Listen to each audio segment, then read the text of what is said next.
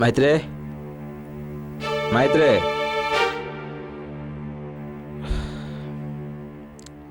రాత్రి ఏం జరిగిందంటే మాట తప్పి మీరు బతకగలరేమో కానీ మనసుని చంపుకొని నేను బతకలేను. మీరేం నాకు సంజాయిషి చెప్పనక్కర్లేదు. అది కాదు మైత్రి, రాత్రి మీ అసలు రంగు బయటపడింది. ఇలాంటి దురలవాట్లకి బానిసలైన మగవాళ్ళని నేను భరించలేనని పెళ్లికి ముందే చెప్పాను. అయినా నా మాటను మీరు గౌరవించలేదు. ఇంత చిన్న విషయానికి కోపం దేనికి? చిన్న విషయమా? తాగి రావడం మీకు చిన్న విషయం అనిపిస్తుందేమో కానీ తాగుబోతుతో సంసారం చేసే సంస్కారం నాకు లేదు. తాగుబోతేంటి? అర్థం లేని మాటలు మాట్లాడుతున్నావు. ఏదో ఫ్రెండ్ బలవంతం చేస్తే కంపెనీ కోసం తాగాను. కంపెనీ కోసమా? కంపెనీ కోసం రేపు ఒక ఆడదాన్ని తెచ్చుకుందామంటారు, అప్పుడేం చేస్తారు? నోటుకొచ్చినట్టు మాట్లాడకు. సొసైటీలో నలుగురితో పాటు తిరిగేటప్పుడు అలా అడ్జస్ట్ అవ్వక తప్పదు. మీరు సొసైటీ కోసం ఏమైనా ఊరేగండి, నాకు అభ్యంతరం లేదు. ఒక్కరోజు తాగినందుకు ఇలా ఇష్టం వచ్చినట్టు మాట్లాడతావేంటి? ఇలా తప్పు చేయడం మీకేం కొత్త కాదు.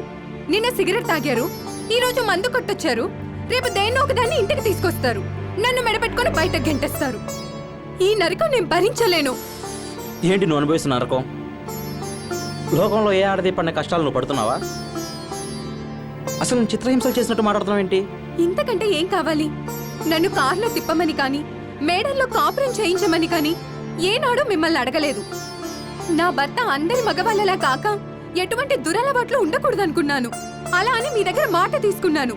కానీ మీరే ఆత్మవంచన చేసుకొని నన్ను మోసం చేశారు. నేను చేసింది తప్పేమోనని ఒకసారి మీ మనస్సాక్షిని అడిగి తెలుసుకోండి.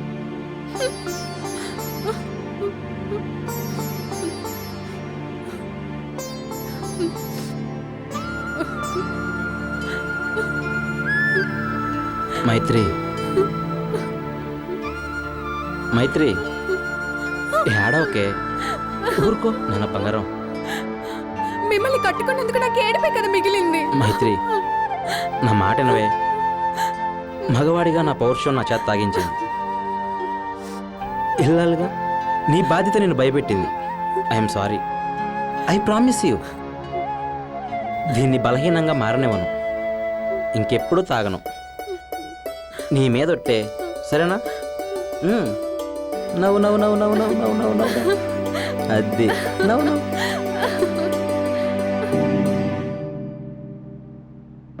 డాడీ డాడీ, నాకు ఉద్యోగం వచ్చింది. అలాగా, చాలా సంతోషం. ఎంత జీతం? నెలకి 20,000. ఉద్యోగం వచ్చింది కదా డాడీ, నేను పెళ్లి చేసుకుంటాను. ఇప్పుడే కదరా ఒక గుడ్ న్యూస్ చెప్పు. మనసుకు చాలా సంతోషం అనిపించింది. పెళ్లి అనే ఒక బ్యాడ్ న్యూస్ చెప్పి హార్ట్ అటాక్ వచ్చేలాగా చేసేవరా. రేయ్, 20,000 జీతం అని చెప్పావు. అట్లీస్ట్ ఒక 20 రోజులన్నా ఎంజాయ్ చేయాలొద్దా? ఏం మాట్లాడుతున్నావు డాడీ? పెళ్ళి అనేది ఒక యోగం. ఎవడరా చెప్పింది? యోగం కాదురా, రోగం. ట్రీట్మెంటే లేని ఒక రోగం, దానికి మందే లేదురా. నో, నేను వినను. పెళ్లి చేసుకుంటాను, హాయిగా ఉంటాను.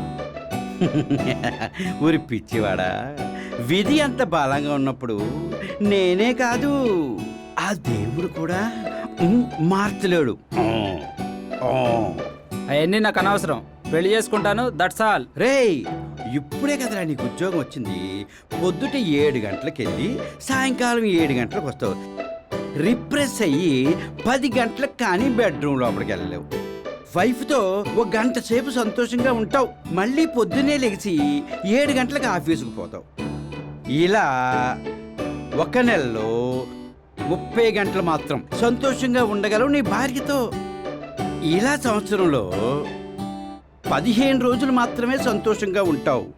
ఏంటి, కేవలం 15 రోజులు సంతోషం కోసం 350 రోజులు కష్టపడతావా ఏంటి?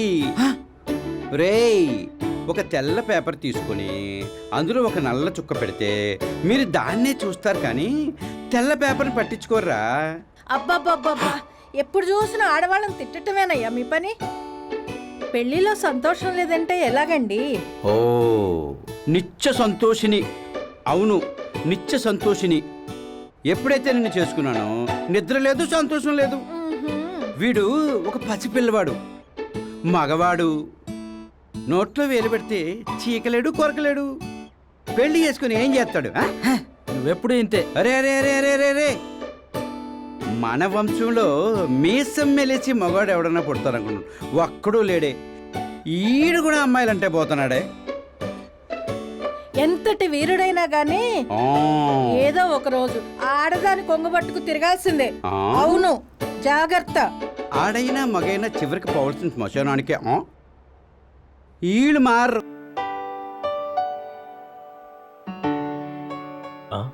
Ravi, sir, time 7:30 అయిందయ్యా. నువ్వు బయలుదేరు. ఇంకో హాఫ్ అన్ అవర్ వర్క్ ఉంది సార్. పర్వాలేదులే రవి, రేపు చూసుకోవచ్చు. Okay, thank you sir. ఇవాళ ఎలాగో బైక్ తేలేదు, కొంచెం ఎల్లిగా వెళ్తే బెటర్. ఏంటి, బైక్ తేలేదా? అవును సార్. నేను డ్రాప్ చేస్తాను పదా. ఇట్స్ ఓకే సార్, మీకెందుకు శ్రమ? No problem Ravi, come on let's go.